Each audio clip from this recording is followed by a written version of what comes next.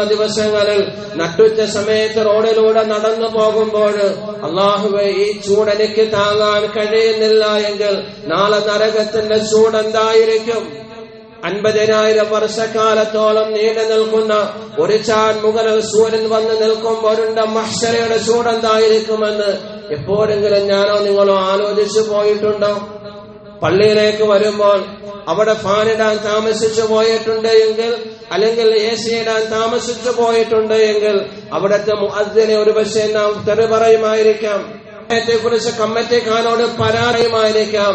പക്ഷെ അതിനുമപ്പുറം നാം ചിന്തിക്കേണ്ടത് ആ AC ഒന്ന് താമസിച്ചു പോയതിന്റെ പേരിൽ, അതിൽ നിന്ന് തണുപ്പ് വരാൻ താമസിച്ചു പോയതിന്റെ പേരിലാണ് നാം പരാതിയും പരിഭവവും പറയുന്നത് എങ്കിൽ 50,000 വർഷക്കാലത്തോളം നീണ്ടു നിൽക്കുന്ന മഹ്ശറയിലേക്ക് എത്തുമ്പോൾ ആരുടെ മുന്നിലാണ് ഞാനും നിങ്ങളുമൊക്കെ പരാതി പറയാൻ പോകുന്നത്? ആരോടാണ്, ആരെക്കുറിച്ചാണ് അവിടെ എനിക്ക് നിങ്ങൾക്കും പരാതി പറയാൻ സാധിക്കുക? ഇതാണ് പ്രിയമുള്ളവരെ നാം ചിന്തിക്കേണ്ടത്.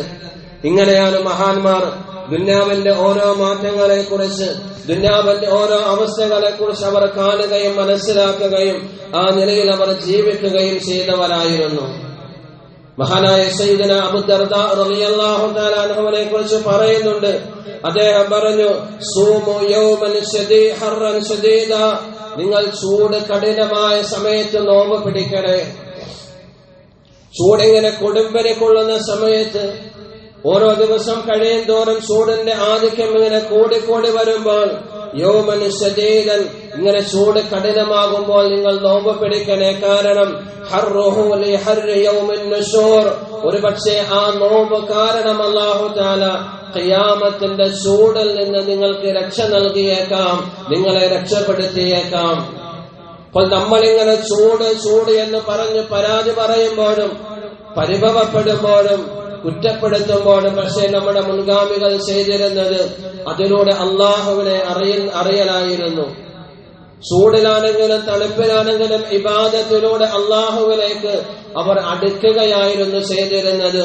ഒരിക്കലും അവർ ചൂടിനെ കുറ്റം പറയുമായിരുന്നില്ല, സൂര്യനെ കുറ്റം പറയുമായിരുന്നില്ല, അല്ലെങ്കിൽ പ്രാപഞ്ചിക ദൃഷ്ടാന്തങ്ങളെ ഒരിക്കലും അവർ കുറ്റം പറയുമായിരുന്നില്ല. പ്രേമുള്ളവരെ, ചൂട് കൂടുമ്പോൾ ചിലപ്പോൾ നാം പറഞ്ഞു പോകാറുണ്ട്, നശിച്ച ചൂട്, എന്തൊരു ചൂടാണിത്. ഒരിക്കലും ഇങ്ങനെ പറയരുത്. അല്ലാഹു സുബ്ഹാനഹു വ തആല പറയുന്നുണ്ട്, ലാ തസുബ്ബുദ് ദഹർ, നിങ്ങൾ കാലത്തെ കുറ്റം പറയരുത്. സൂര്യനാകട്ടെ, ചന്ദ്രനാകട്ടെ, മഴയാകട്ടെ, എന്തുമാകട്ടെ, ഇതിനെ ഒന്നും നിങ്ങൾ കുറ്റം പറയരുത്.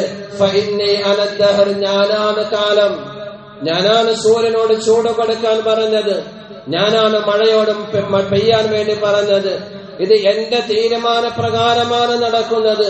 അതുകൊണ്ട് അറിഞ്ഞോ അറിയാതെയോ ചൂടനെയോ അല്ലെങ്കിൽ സൂര്യനെയോ പടച്ചവന്റെ ഏതെങ്കിലും സംവിധാനങ്ങളെ നാം കുറ്റം പറയുന്നത്, അല്ലാഹു തആല പറഞ്ഞു, ഫഇന്നി അനദ് ദഹർ, നീ പറയുന്നത് സൂര്യനെയല്ല, ആ സൂര്യന്റെ സൃഷ്ടാവായ എന്നെയാണ് നീ കുറ്റം പറയുന്നത് എന്ന് അല്ലാഹു സുബ്ഹാനഹു വ തആല നമ്മെ ഓർമ്മപ്പെടുത്തുന്നുണ്ട്. അതുകൊണ്ട് പ്രിയമുള്ളവരെ, ചൂട് കൂടും, അത് കൂടിക്കൊണ്ടേയിരിക്കുകയാണ് ചെയ്യുന്നത്. കാരണം ഖിയാമത്തിന്റെ അടയാളമായി റസൂലുള്ളാഹി സ്വല്ലല്ലാഹു അലൈഹി വസല്ലമ തങ്ങൾ പറഞ്ഞ കൂട്ടത്തിൽ ചൂടിന്റെ കാഠിന്യതയും അതിന്റെ ആധിക്യത്തെയും കുറിച്ചൊക്കെ നമുക്ക് കാണാൻ കഴിയും. അല്ലാഹു തആല എന്തു തന്നെയാണെങ്കിലും സമൃദ്ധമായ മഴ നൽകി ഈ അന്തരീക്ഷത്തിന് നല്ലൊരവസ്ഥ അല്ലാഹു പരിവർത്തനം നൽകി അനുഗ്രഹിക്കുമാറാകട്ടെ. അതുകൊണ്ട് പ്രിയമുള്ളവരെ, ചൂടെന്ന് പറയുന്നത് ഇതിലൂടെ അള്ളാഹുവിനെ അറിയാനുള്ളതാണ്, അള്ളാഹുവിലേക്ക് അടുക്കാനുള്ളതാണ്.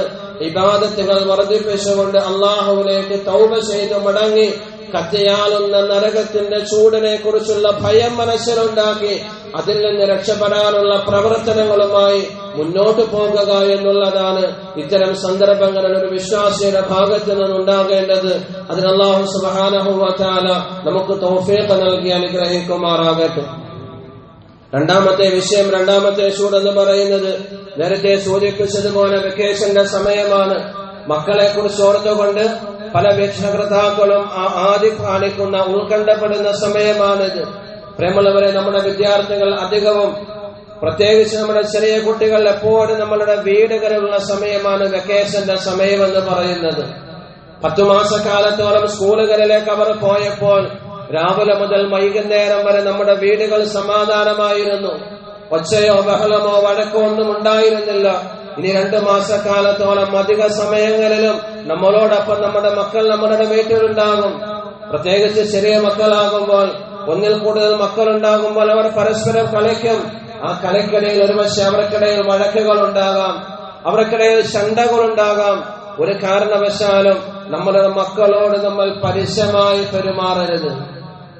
അവരുടെ വഴക്ക് കാണുമ്പോൾ ശല്യങ്ങളാണ് എന്ന് പറഞ്ഞുകൊണ്ട് ഒരിക്കലും അത്തരത്തിലുള്ള വാക്കുകളോ പ്രവർത്തനങ്ങളോ നമ്മുടെ ഭാഗത്തു നിന്നുണ്ടാകരുത്. അറിഞ്ഞോ അറിയാതെയോ അവർക്കെതിരെയുള്ള വർത്തമാനങ്ങൾ ഒരു വാക്കുപോലെ നമ്മുടെ വായിൽ നിന്ന് വന്നു പോകരുത്. ചില സമയത്ത് മാതാക്കൾ അധികവും ഉപയോഗിക്കുന്നത് മാതാക്കളാണ്. നാശം പിടിച്ച മക്കൾ, നാശം പിടിച്ചത് പലപ്പോഴും പറയാറുണ്ട്. പ്രേമുള്ളവരെ, മഹാനായ റസൂലുള്ളാഹി സ്വല്ലല്ലാഹു അലൈഹി വസല്ലമ തങ്ങൾ പറഞ്ഞു, വലാ തദ്ഉ അലാ ഔലാദികും, നിങ്ങളുടെ മക്കൾക്കെതിരെ ഒരിക്കലും നിങ്ങൾ ദുആ ചെയ്തു പോകരുത്.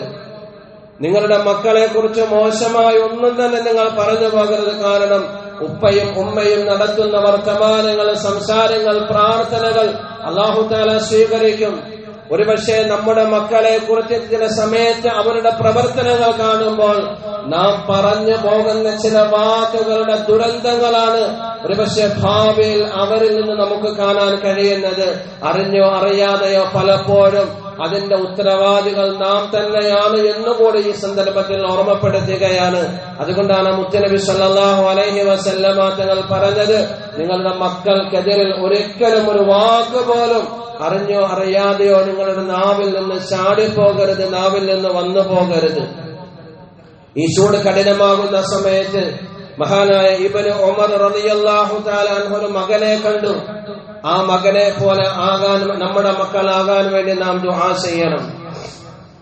ഇതേപോലെ ചൂട് ശക്തമായ സമയത്ത് മഹാനായ ഇബ്നു ഉമർ റളിയല്ലാഹു തആല അൻഹുവും അദ്ദേഹത്തിന്റെ സംഘവും ഒരു മണലാരുണ്യത്തിലൂടെ, മരുഭൂമിയിലൂടെ യാത്ര ചെയ്യുകയാണ്.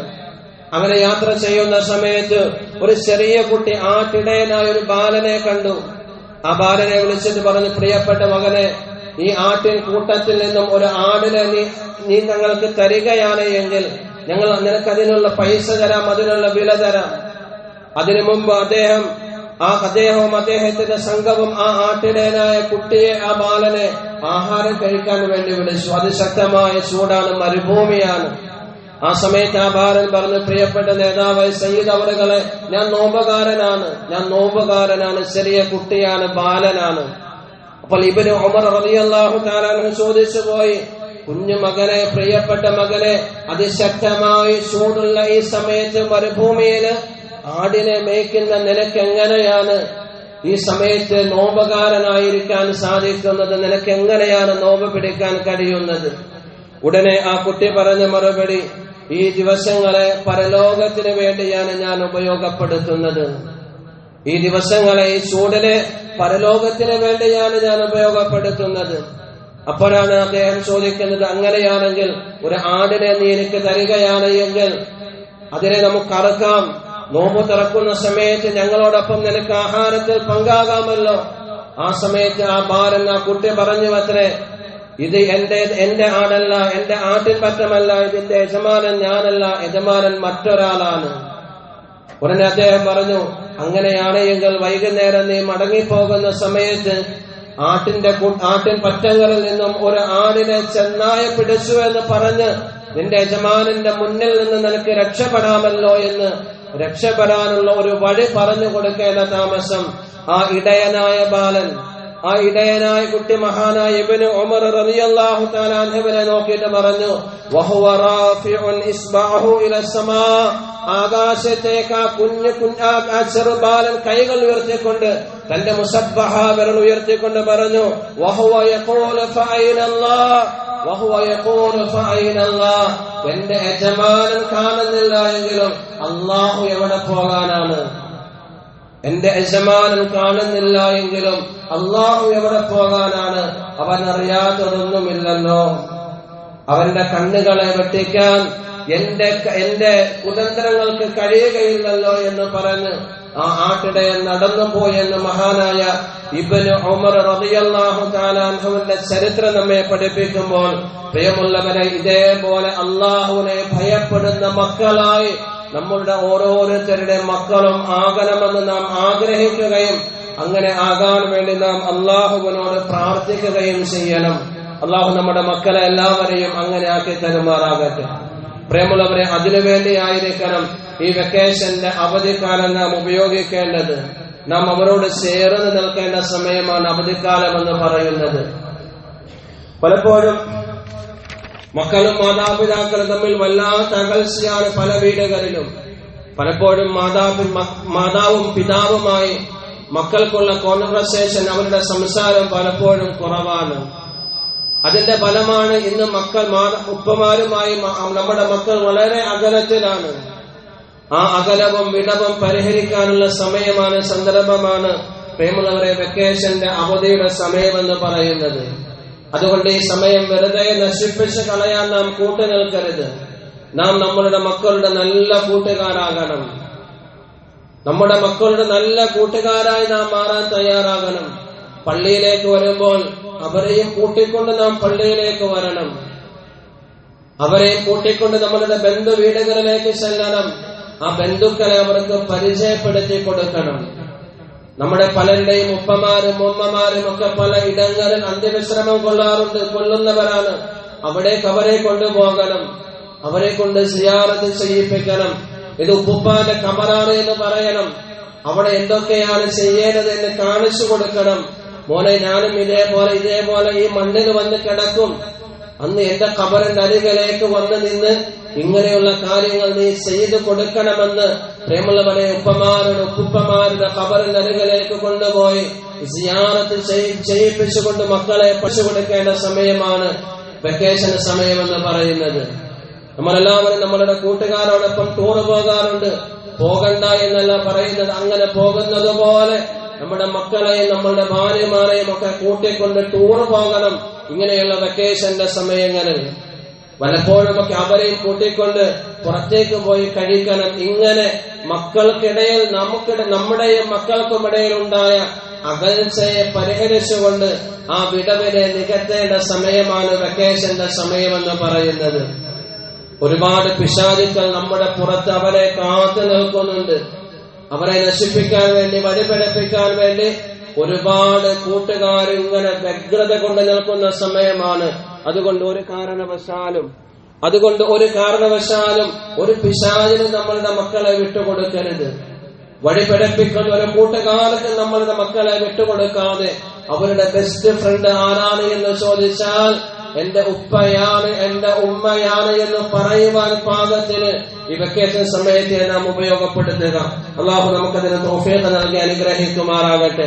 അവസാനമായി അടുത്ത ആഴ്ച നമ്മളുടെ കേരള നിയമസഭയിലേക്കുള്ള ഇലക്ഷൻ നടക്കുകയാണ്. നമ്മുടെ നാടിനെ സംബന്ധിച്ചിടത്തോളം ആര് വന്നാലാണോ നാടിന്റെ വികസനം ഉണ്ടാകുന്നത്, ആര് വന്നാലാണോ നാടിന് പുരോഗതി ഉണ്ടാകുന്നത്, അങ്ങനെയുള്ള ആളുകളെ നോക്കി അവർക്ക് മാത്രമായി നമ്മളുടെ സമ്മതിദാന അവകാശം, നമ്മളുടെ വോട്ട് കൊടുത്ത് അവരെ വിജയിപ്പിച്ചുകൊണ്ട് നാടിന്റെ സുസ്ഥിരമായ പ്രവർത്തനങ്ങളുടെ ജനാധിപത്യത്തിന്റെ ഭാഗമാകുക എന്നുള്ളത് ഓരോ വിശ്വാസിയുടെയും കടമയാണ്. അതവന്റെ വിശ്വാസത്തിന്റെ ഭാഗമാണ്. അല്ലാഹു സുബ്ഹാനഹു വ തആല എല്ലാ നല്ല കാര്യങ്ങളിലും ആത്മാർത്ഥമായി സഹകരിക്കുവാനും അതിന്റെ ഭാഗമാകുവാനും മരണം വരെ നന്മയുടെ പാതയിൽ ഉറച്ചു നിന്നുകൊണ്ട് ആ നന്മയിലായി ജീവിച്ചു മരിച്ച് ആ നന്മയിലായി അള്ളാഹുവിനെ കണ്ടുമുട്ടുവാനും അള്ളാഹു തൗഫീഖ് നൽകി നമ്മെ അനുഗ്രഹിക്കുമാറാകട്ടെ.